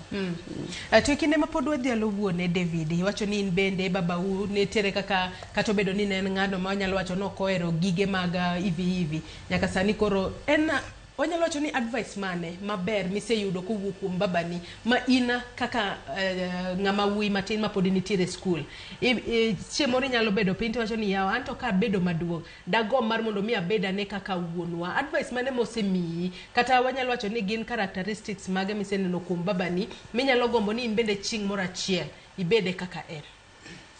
Okero kamano kendo. Babana nigi unique characters moko. Achiel kuome en ng'at ma sa achiel ok yude oko. Sa 12 odonjo gi gwen kata achno odonjo gi dhok. Mano anyalo kawo in fact kata kawuok nadhi aja mpira ga, kawuok nadhi opira to sa 10 sa achiel oyudo kapok aduogo, mano nyaka explain kech opira ok go gi mudho, nyaka explain. To gi kata kawe mano en ng'at moro mebe ohero luoro, en ng'at moro ma jaluoro. Kaka awuoyo gi ji, kicha asomo ga kaka wuoyo gi ji, kaka otudore kid osiep men go kin baka mogo gi ji. En ng'at gik ma kech gi boko bil, Nyasaye bo mako gi lwete ariyo. Koro mage characters ma amba dwani chieng' moro kabet ni koro ambe ajanyuol tadana developed kuoma. Mar rio nyatin kich en ng'at moro me kibam kanyo tibro kawo del, okweri kichako kweri mar adek koro igolo wich teko no kuomi kich ng'ime mistake kinwoyo itimo kendo ichak inwoyo, mano nyiso ni koro dwano bed abit. Koro gole. Koro anano ni character men gono kata tabia neno en tabia moro maber kich omiyo sanie kata sani pod kata sani adak kenda school koni oko to sa achiel ok rom na oko kata dhi ambe an attachment kata dhi manade ageno sa achiel oyuda e ot nikech nosetraina e gino, koro en gima nie remo. Ato bende nitiere wanyalo wacho ni best moment moro ma iseshare kod babani ma inyalo wacho ni wiyi ok nyal wil godo e ngimani duto? Mano kene adadonjo e campus, kene adadonjo e campus ne wawuoyo kod mang'eny kanyo be mane relationship wa ochako go dongore maber. Koro keta piny koro wawuoyo kaka joma dongo, mimbi winjo ni ka to koro wach donjo ni kanyo mano wuoyo moketa thuolo, nyisa ni gimoro amora midwaro ibro yudo, kaw pachi ket ne somo, kata ka nyirigo kaw yieng matin kama ibro kaw, kata ke gik mamero jigo kik idonje. Koro en ng'at moro ma kamba ka wuoyo ga maber sana, en ng'ama lombo, en gi lombruok e wach sana. Brian Nyilima, in korka kori bende nitiere jogo ma iyango e ngimani kaka joma wuoro ma inyalo wacho ni ma e wuonwa mang'eyo, ma iwacho ni nyaka sani en owadu maduong' ma beto telo ni kod higni mamoko. Be nitiere characteristics moko ma kineno kuome to gin mago mabeyo ma in bende chieng' moro igombo ni bede godo e kit ngimani, to bende nitiere moments moko maber musebede godo kode ma wiyi ok nyal wil godo? Joyce, mana kaka nawacho ni owadwa maduong' en achiel kuom jogo manochung' e lo wuonwa, ok ong'iso ni en kende. Nitiere ji mang'eny manochipin kane wuonwa osenindo, koro in kanyo nyathi, you need everything and you need the basic need, you also need the school fee. Koro kane jogo chipin gin jo mang'eny mopogore opogore, to moro ka moro nigi unique characters manyalo wacho. To nikech koro nase focus iro owadwa ni, owadwa no en ng'ama en free koda, kendo kanyalo paro best moments mane wasebedo godo nen bang' timo KCPE. Kane tiko KCPE koro result owuok ero ikalo, idwa dhi school nang'o, nikech kaka nakoni babu wanonindo chon, wadong' gi mama, wambe nwa ng'eny mana kaka nyaminwa ni nowacho ni gimbe gi ng'eny, wambe wang'eny, nowewa ji Ne wan ji 10 lakini koro ji 8 mo survive mangima. Koro nowewa ji 8 gite. Koro ung'eny, uonge nyalo. Skul eri kal idwa dhi nang'o. Koro kana kalo to wadwa ni emano biro mano keta piny. Mano wacho ni en gi paro moro, mano temo manyo na scholarship. Ma kuma wi maber na yudo scholarship mar Jomo Kenyatta Foundation. Koro nokungo keta piny kapok na dhi skul. Noluonga ga skul moro Mbita High School. Mukona ni gimiyudo ni en gima obiro ni kahawi to bende temo kona ni ok en special be okiriek moloyo jok moko yude. Koro nyaka ing'e gimomiyo yude. Koro go and work hard, bedo koda so open. Koro kanyo bond mar friendship wana nomedo bedo ma strong. Mane ambe koro nang'e gima notera e school Joyce. Koro characteristics ma en go neno en be en ng'amo kos neno kisechopo kamoro to kodwa no force ok ochuni be oneno ni o advice kaka en koro okoni ni advice is either you take or you ignore. To kopo ni I take against kako no advice to koni ni kobiro timore marach to kikibiduo gira. Koro en ng'ama is open okoni gimoro to we choose kendi. Kaso nitiere jok moko be mano chung kode nikech ka wuoro no nindo nitie joma nobiro, they are not even relative, they are not related. Ok relate kodgi in any way. Achiel kuom gi luongo ni Jaduong' Ayako, mwalimu, machielo en mwalimu Tonjo. Ne gibiro kamoro achiel mane giketa piny ma gikona geto to moko nobiro ka koro na dhi donje campus Moi University. Koro ne gi play that fatherly role. Mane gikona ni kumidhi ni expect gima kama ti ket pachi ni idwa somo kata idwa timang'o kasti ng'i kumiae. Koro I really appreciate the effort. Adwa no akaw yueyo mokwongo. Bang' yueyo to bende Ian bende bobedo ka ng'isowa ni nyalo bedo ni en gin memories mage monyalo paro mosebedo godo, best moments mosebedo godo gi ng'ama wuoyo mar kasto joma nyiri bende ma Sizel to kora kena luong ni daddy's girl. Embo bobedo konyisa ni gina best moments mage mosebedo godo kod characteristics mage kata traits mage mineno kum ya father figure minyalo gombo ni bende bed godo. Nyakwara Muge Jwang adwa no akaw yueyo mokwongo mondi. Bang' yueyo waduogo wadhi mbele kikidhi mabor.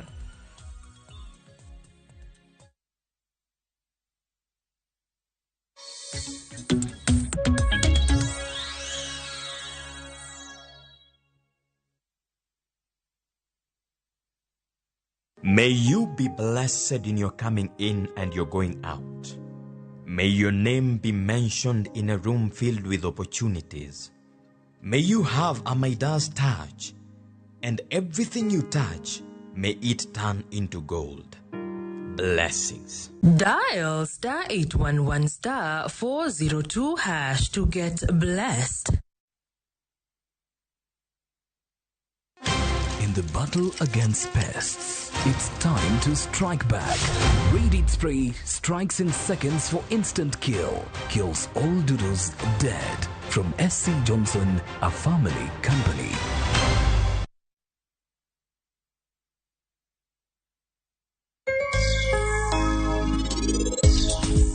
Jakwara, in kikideo kata matin.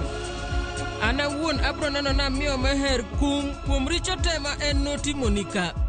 Meher onge ketho moro amora. It's time to strike back. Raid Spray strikes in seconds for instant kill. Kills all doodles dead. From SC Johnson, a family company.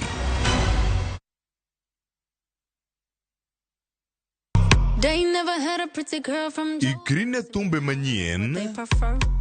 Jo thumbe muero manigi talanta.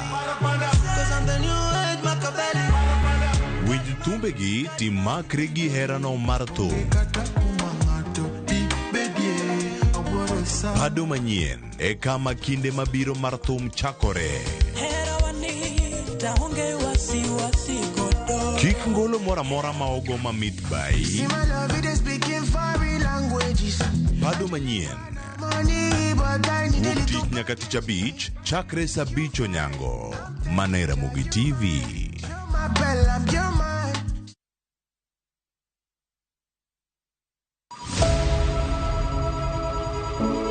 Wuoth mar manyo chang. Wawuoth e piny mar thieth kokalo e wang' jogo mosedake. Thieth sani nitie Kenya ka, dakteche nitie, masinde nigo mwanyalo thiedhi michange. Kata ibed jachiw thieth, kata mana jalno madwa ng'eyo gik matimore e sekta mar thieth. An gi penjo mar abicho ka daktari wuoye kanyo taneno ka gini osebedo ka chalo wae. Wakolo pach jolony ka wayudo sigana tok kode marochere. Waweuru keto reputation mbele ne ngima mar ng'ato. Ng'eyo matut e weche mag thieth chako gi goyo mbaka. Advice jowa ni neuru penj laktar mondo ing'e kuma inyalo konyorie kapok iyumba yumba. Penj laktar. Wuok tich nyaka tich abich, saa 12 odhiambo. Mana e Ramogi TV.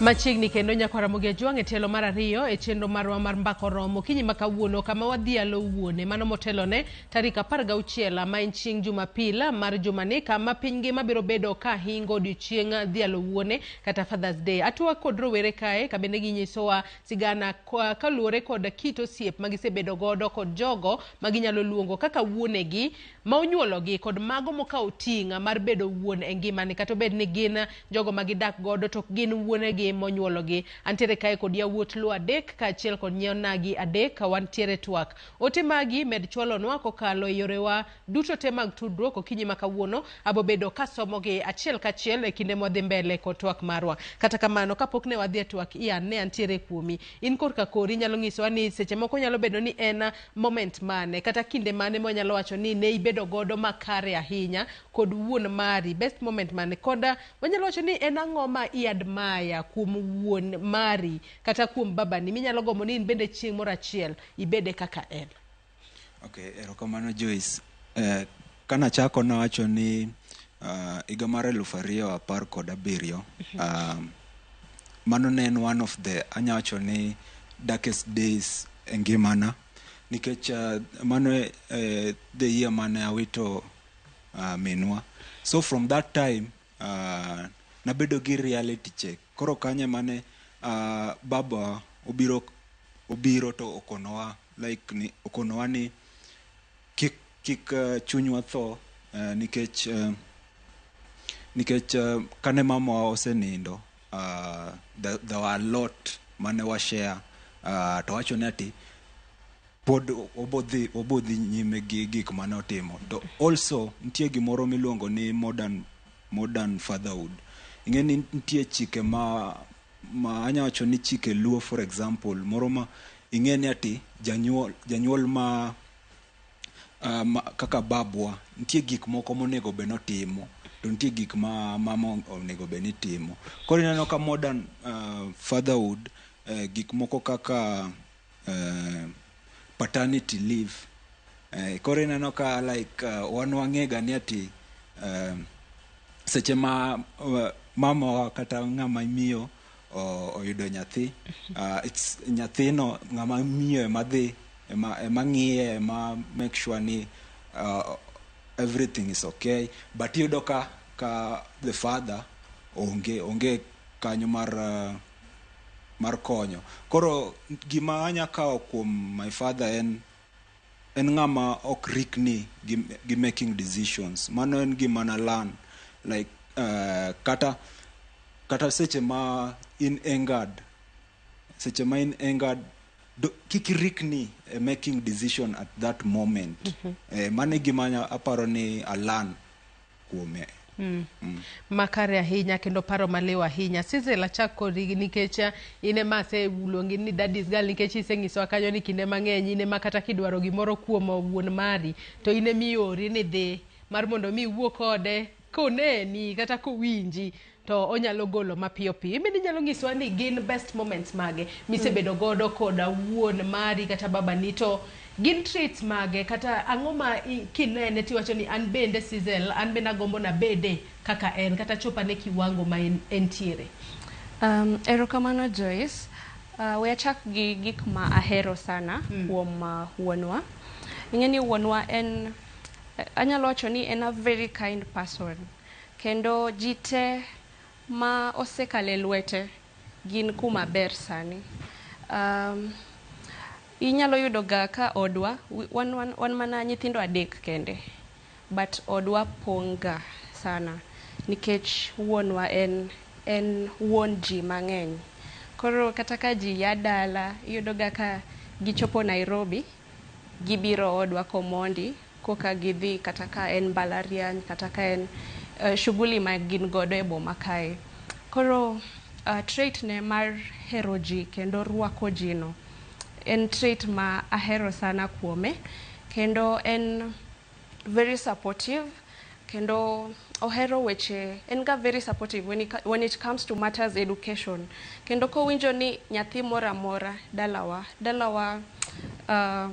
waya waondo mane kuma yae, kendo kowinjo ni anyuola na mora mora ok dhi school nikech school fee, en ga very ready kuom wako ji magi changia jalono modhi schools, that student.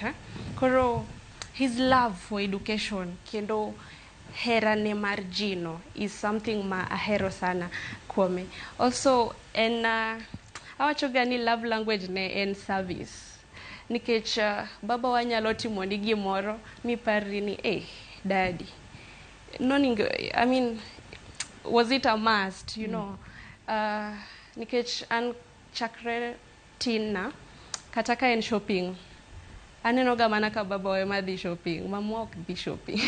Onyalo tingo kikapu e chiro, mwadhi kode, watim shopping, wanyiew kitungu, nyanya, to mano gima apani kata ka ang'iyo ng'ama dwaro bedo godo in future, anyalo hero ng'ama chal kamano, ng'ama nyalo keto his ego down as a man, because many a times joma wuonewa kata joma dichuo feel gani kitimo roles meke minegi to you are less of a man, you know. But mano gima baba wako keto gambele, en onyalo timo no gimoro amora to that is his way of showing you his love. Then the other thing mahero kuome en openness ma en godo. Onyalo keti piny uwo, nitie kinde mane ogoya heartbreak matek sana, no? Nairobi ni tek sana. Pero it really affected me, kendo na bedo gi chuny monyosore sana, but he was there for me, kendo advice aga, kendo kowinjo ni kaka tinde, kowinjo ni ayudo ng'ato, he's very keen and strict ni mondo ong'e ni jalo ni chal nade, kendo odwaro gani akel gi kuome mondo ng'e ni this kind of a person bonyalo take care of me, cause obro hinyo chunya kendo kaka machielo cha notimo. Koro those are just few things that mahero kuom wuonwa. Yeah. Sigana mamita ahinya, tuo ni ng'ato adi heartbreak, to neno ni okeli machiegni manyaka sani koro wanyalo wacho ni oketo hinga motegno ma ng'ama kalo nyaka ong'e makare.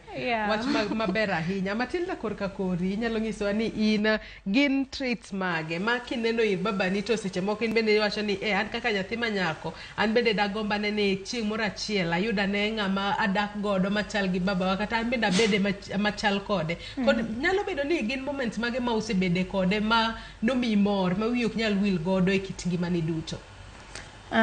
Koro an babawa nitiere gik mang'eny ma chieng' moro ni kasa oromo tanyagombo mondo ayud ng'at machal kode. Actually awacho ni gimoro amora. Namba achiel, babawa en ng'a muol sana. Omuol but ok inya cross his path. Omuol but gimoro kitimo marach to en gi way mo approach godo, mo kifeel marach iwinjo ka I understand, kendo at least inyalo make decision ni kose wuoyo kodi, bang' kose tieko wuoyo kodi nena kendi ni mae to notimre kamae, we atim kamae. Koro mano namba achiel. Namba ariyo, baba en ng'a oluoro Nyasaye. Actually luoro Nyasaye ne monego achak godo. Oluoro Nyasaye. Kendo miyo wambe wadongo e tiende kaka inene entiere no ero. kendo ok en ng'at moro ka chieng' sabato wan jo sabato ka chieng' sabato romo to onya kata gona simu kan koni to nyisa buse dhi kanisa koro chieng' moro ni Nyasaye gwedha gi ng'ato to dagomb ni obed ng'a oluoro Nyasaye kaka babawa. Kasto machielo baba en jachiew o a giver. Yani ano kapar ka asekoso matin momiano I always feel ni antiere tu sawa ok wameyo bok wadhier but my dad is a giver.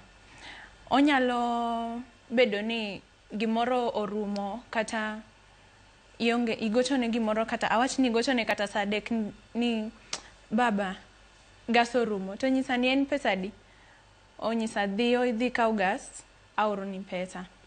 En ng'at moro ma he's always there for me.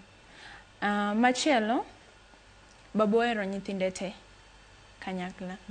Yani okinya feel ni okoeri wan nyithindo abich lakini abudho sana ka an nyako anto to gimora feel gani ntie kako era sana. Brother akuma entere kiko feel marach but ang'eyo gani I feel gani baba wera sana nkech seche moko mama wanyanyisa niya ni baba uni kawuono wadwaro kama to by the way kanyise aki okopingaga onyisa ni sawa wadhi timo kamano agone erokamano sana kendo chieng' moro ni Nyasaye gwedha to gwedha gi ng'ani gi characteristics machal gi meke baba wa te ano kane marach unless kantiere to pokanena alafu oken violent yani enena ng'amuol enena sawa. Kasto moment manyalo cherish ng'eny sana manyalo cherish ma wasebedo kode but mano mora sana en moment kane adhi donjo e mbalariany. Baba wano timona everything ma chieng' mar biro school kogik ne wawuok kode gokinyi otera nyaka e school wachope school iloso gimoro amora kode mokawa moketa nyaka ma otera nyaka e hostel mabete mo oneno ni mae kitanda ni ma pedho korita ma kano gimoro amora mokonya pango closet kasto koka be noko wuok the same day o make sure ni nyathine ni maber e koko wuok.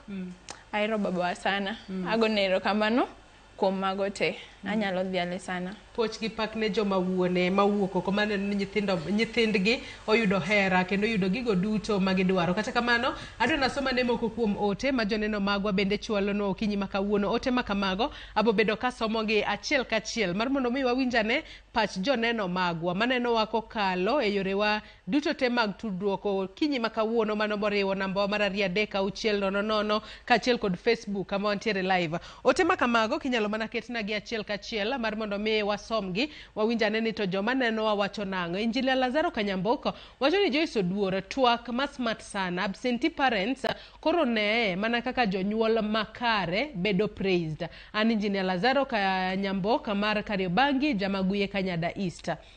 Ruth Nyathi Ochieng wacho ni wuoro en ng'ama important e ngima dhano. Mokwongo adhialo babana Ochieng Aduro ka en Akoko Village Awendo sub county.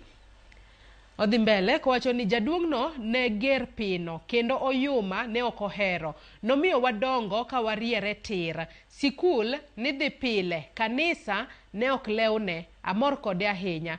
Poch gi pak. Mogik to deadbeat fathers bende odiochiengni obed responsible fathers. Aluo twak ka an umoja. Alf Kosudo wacho ni Joyce Oduor wuone moko to ber ndi kendo dwaro ne nyithindgi hawi maber sana. Miyo aparo wuora mosenindo Obongo Kosuda ne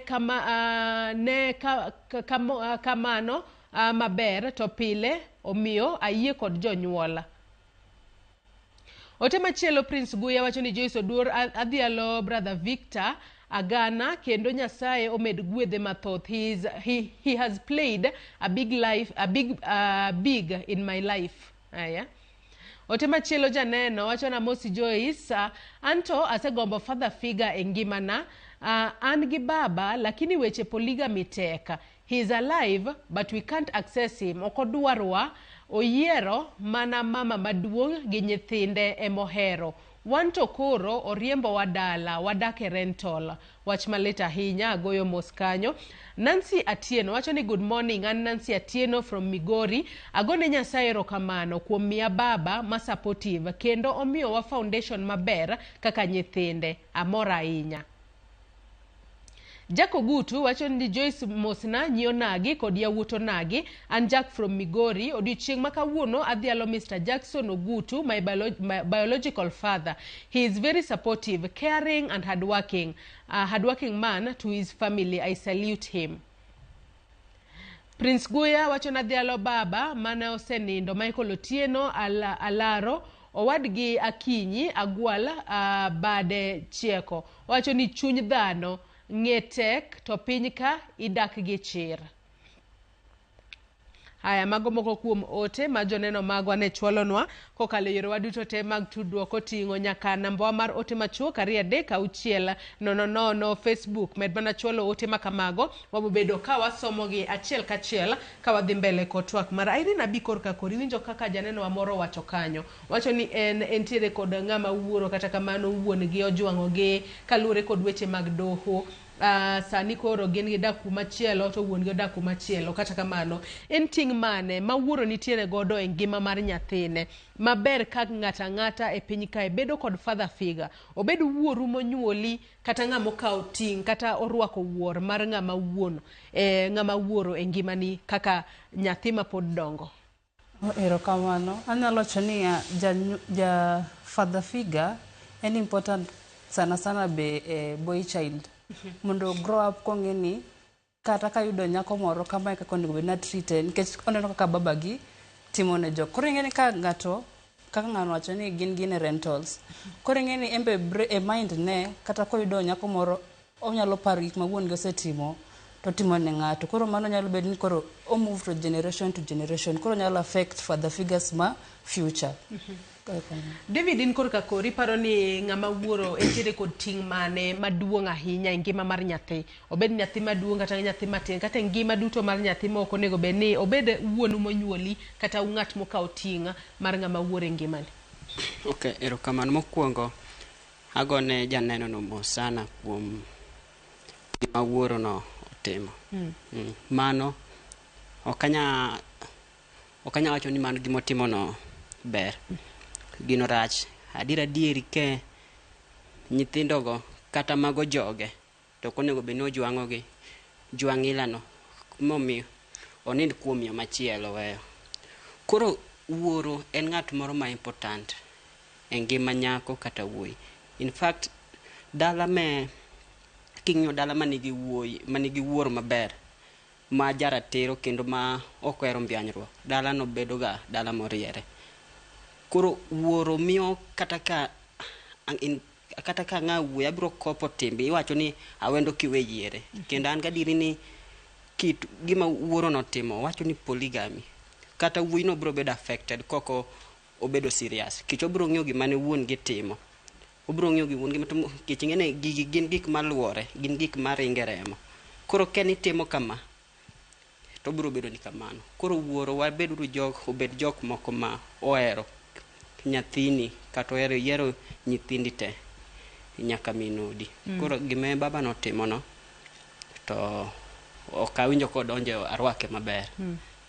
Brian Nyilima Inkor Kakori, en role mane maduong' ma ng'ama wuoro kata ng'ama baba nitiere godo e ngima mar nyathine ma nyithindo duto ber ka bedo kod ng'ama wuoro e ngimane. Iwinjo ka janeno amoro kanyo bende wacho ni kaluore kod twak mosebedo godo nyiso nyaka jogo ma kinde mang'eny ji luongo ni deadbeat fathers mar mondo mi kik we nyithindgi oneni gibedo machiegni kod nyithindgi. Ting' mane ma ng'ama wuoro nitiere godo maduong' ahinya e ngima mar nyathi, obed ng'ama wuoro monyuolo nyathi kata ng'ama orwako wuoche mar baba e ngima nyathi?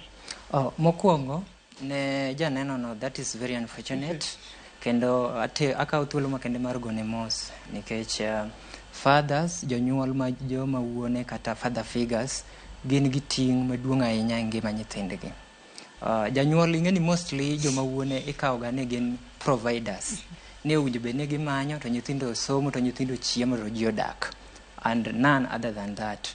Mano is also very wrong. Owinjo bed ni joma wuone kata father figures gibedo ga gi freedom gi nyithindgi, ging'eyo to ngima nyithindo dhi nade.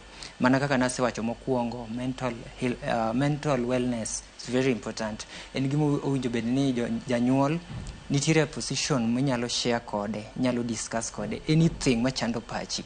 For example, kaka nasewacho ni an father figure na en owadwa. Anyalo paro nan kode free to the extent makana dhi donjo mbalariany to noluonga na dhi timo fuambo, an jafuambo. To fuambo niga gi narrative moro ni jomotimo fuambo ku yud tich. Koro pressure no pile up on me, ma I was like, adhi change course ni. To nabedo free kod wadwa to gi jok man responsible manyalo wacho ni they were now playing the role of the father. Mana kono gini to atim nang'o alok course ni. To nigi kona ni tim gimo luongieno. No medo advice ani nitiere gimomiyo everything happens for a reason. Tim gimo luongieno kendo make sure ni time maber kendo time gi chunyi te. To adwa wacho kawuono ni ok a regret timo fuambo. Ok a regret bedo jafuambo. Timo fuambo no miyo ase neno gik mang'eny, maybe dina tim courses mana paro dino ka chope. Koro fathers, in short, fathers owinjo bed ni gin ga gi free gi nyithindgi magi elewa ni to nyathini ang'o machando pache. In kode free mana kaka nyamino nowacho ni en gi baba gi free makata kana yudo heartbreak to baba gi mano stand there mane nyalo wuoyo kode kendo nyalo oe. Koro role of a father providing mano to chuno. Nyako beda provider, nyako bed ng'at moro ma ochung' kaka ng'amo protect the family. Kendo winjo bed ng'at moro man free gi jogene ma nyathine moro amora nyalo share kode gimoro amora. Iwacho kanyo makare ahinya. Sizel, wang'e ni e piny masani wanyalo wacho ni wantiere e modern world. Tino ni nitiere kata joma mine moko kata joma nyiri moko gin eronegi yudo nyithindo gi joma wuone. Inyalo yudo ni wuon nyathino pod ngima to okawo okang' mar mondo mi wach ni an anyalo bedo mama, anyalo bedo baba. Kaluwore ni seche moko gichwanyre kod wuon nyathine. Kata kamano en ting' mane ma ng'ama wuoro nitiere godo e ngima mar nyathi ma ok ber ka nitiere ng'ama nyathi to wuon gi pod ngima. Ok ni koro separate ng'ama wuoro gi nyathine kata bedo ni uchwanyoru e osiep manu nitiere godo. To importance mane ma ng'ama wuoro nitiere godo? Erokamano Joyce. Awinjo ka wuoyo about deadbeat fathers a lot. But ing'eni nitiere wuone moko ma bende otamgi access their kids. To ok hero margi mondo kik gibed e ngima nyithindogi. Koro mano be is an issue ma bende joma chuo moko dhiye. Iyudo ka ng'ato is very ready, very willing mondo o take care of this kid. But nikech vikwazo moketne, iyudo ka ni iyudo ka maybe ne gichwanyore gi min nyathini. So maybe ne nitiere weche divorce, kata ok giwinjre awinja. So koro miyo ni oketo ne vikwazo mang'eny ma he cannot access the kid. To magi be some of the issues makeloga mental health problems ne wuonewa kata chuo mang'eny. Nikech in as a man kotami access nyathini to in gi gombo mang'eny mondo inene. Iyudo ga ka inyalo dhi kata into depression. I run kata mad nikech koro what's the point of you even working hard kata mondo ichiew gokinyi idhi ti. To nitie many fathers, nitie wuone mang'eny sana madhi through that issue okoka. To mano bende en problem ma ok wa address ga sana. Koro nyalo mana jiwo mine man oko kae ni ka in gi nyathini to ing'eni mae e wuon gi. Just give access to wuon nyathino. Nikech nitiere gima ber ma wuon ni nyathino nyalo instill e nyathino. Kendo especially for nyithindo manyiri. kaka ne wasewacho ni an kaka Sizel kadwa manyo ng'ama anyalo dwaro spend the rest of my life with chieng' moro, abro mana ng'iyo traits ma wuonwa ma osebedo ka rita nitiere go, kaka otreat minwa, kaka otreat kata mine around us. That is what I'll look for in ng'ama adwaro bedo godo for the rest of my life. Koro mine onego ng'i wachno, kendo ka une broken families kata une familia une iluongo gani co-parenting, sorry, ka une co-parenting, just allow access to the dad mar nyathini, nikech nitie gima ber ma wuonewa instill, especially in females, ne nyithindo manyiri. Anno kwa donko daka matin kende twatieko twak maro kinyi makawuono. Ian kachiel koda Matilde mapoko wuoye e ting' ma ng'ama wuoro nitiere godo kata importance mar ng'ama wuoro e society. Ian kachako kodi. Erokamano. En tim marach, and it's quite unfortunate ka nitie responsible fathers. Gimanya wacho en ni a family wuoro bedo kanyo, it's very important, nikech for both ng'ama miyo, nyathi ma miyo kata ma wuoyi learn. Ineno ka nyathi ma wuoyi learn what to be a responsible father, to ng'ama miyo learn ni chieng' moro ka Nyasaye ogwedha tayudo ng'ato, nitie gik mang'iyo monego be notimo. And also nitie gimoro miluongo ni masculinity. Ingeni modern world sani define masculinity in different ways.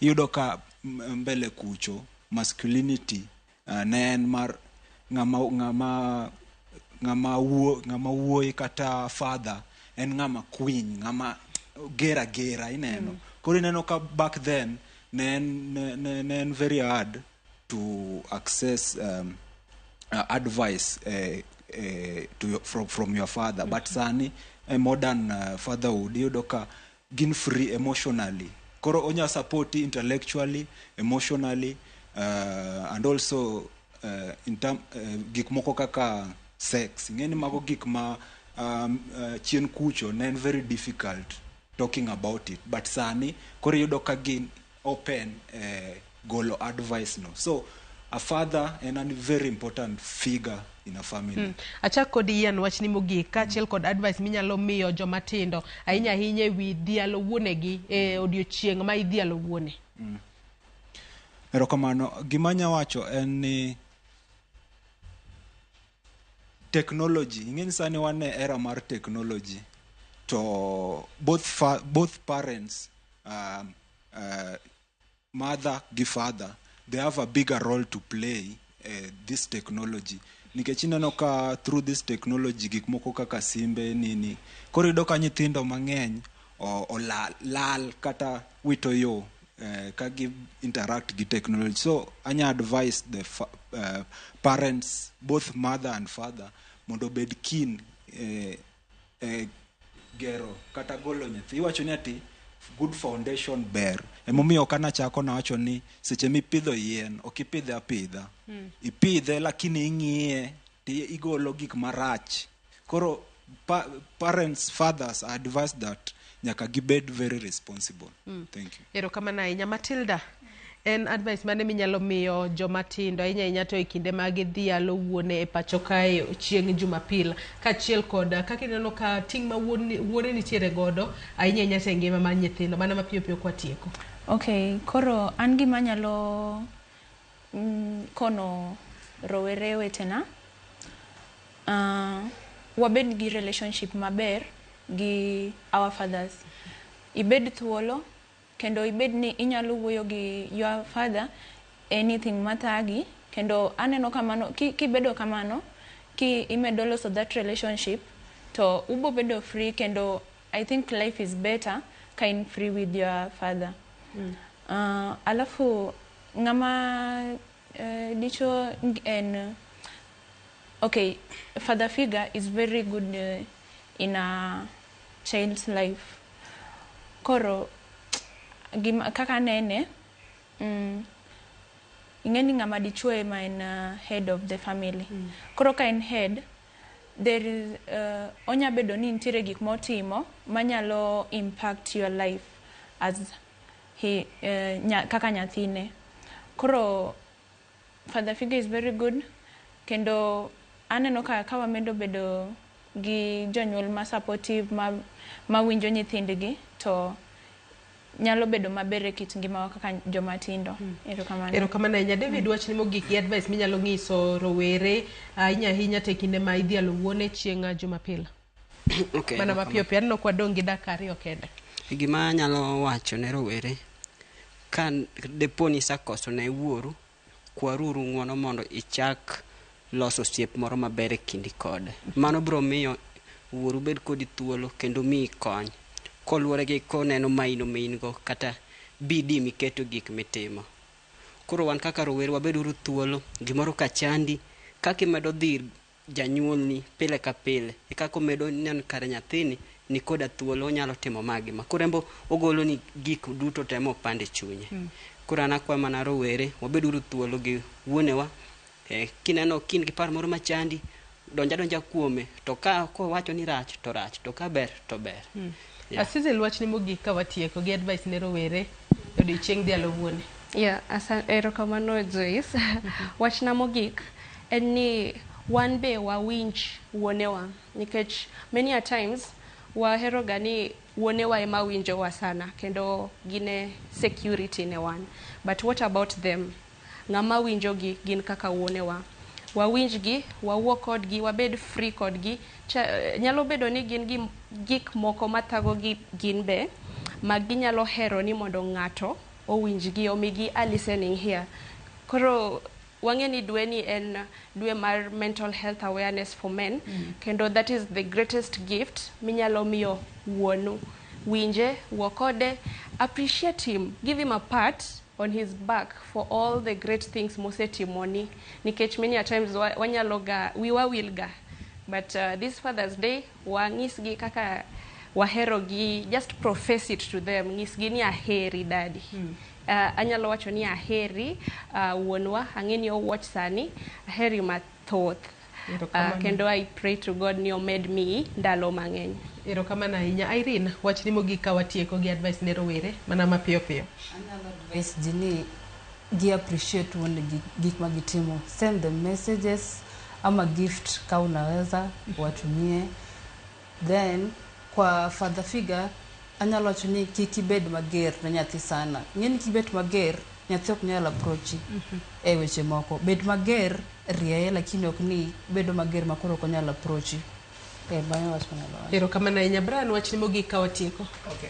Wachna mogik adwa mana wacho ni ne nyithindo kachiel kod jonyuol ni gitem matek gibed close to each other mondo janyuol ong'e gima timore mbele ngima nyathi, nikech especially at the youthful stage makoro yudo ka nyathi osechopo university, nitiere a lot ma is happening, gik moko timore mang'eny, matters mental health awareness, matters drugs and substance abuse, gitimore mang'eny, to nitiere gimomiyo samoro nyithindo gibedo dragged into that.